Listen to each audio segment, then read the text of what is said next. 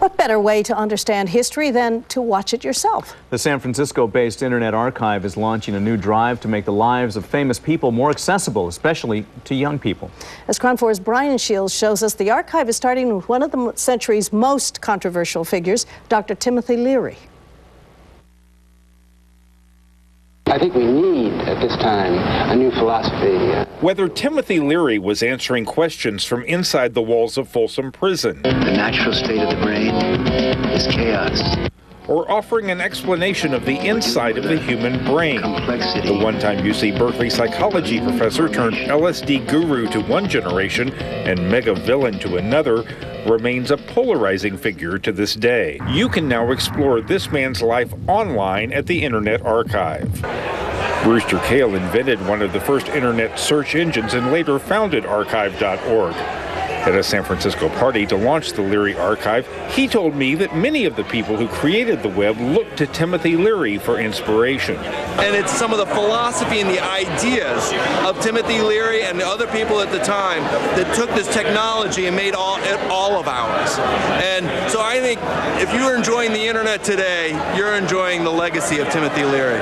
We're going to work out a new way of life with individuality.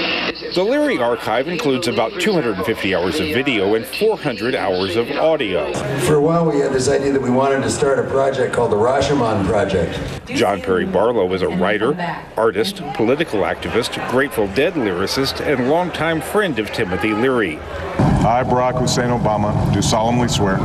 He says Barack Obama would not be president today if it was not for Leary's legacy. He started that change in consciousness that was responded to by such fierce opposition. He started the war between the 50s and the 60s that went on until Inauguration Day this year. So it's really important that, you know, the history of such a person be properly memorialized and understood by the people who were going to live in its consequences.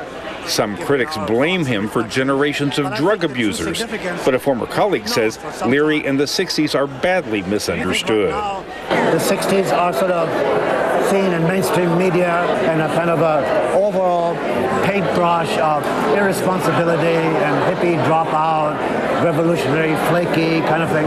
But as a total picture of the whole social movement is grossly distorted. Tim used to say, you can only see as far into the future as you can see into the past. So the 60s are, they're kind of a runway towards the 21st century. Timothy Leary is not dead. He lives on in cyberspace. You can find him there. Go check him out. To visit the Timothy Leary Archive or to view more interviews about Leary, go to KRON4.com and click on News Links. In San Francisco, Brian Shields, KRON 4 News. And we'll be right back.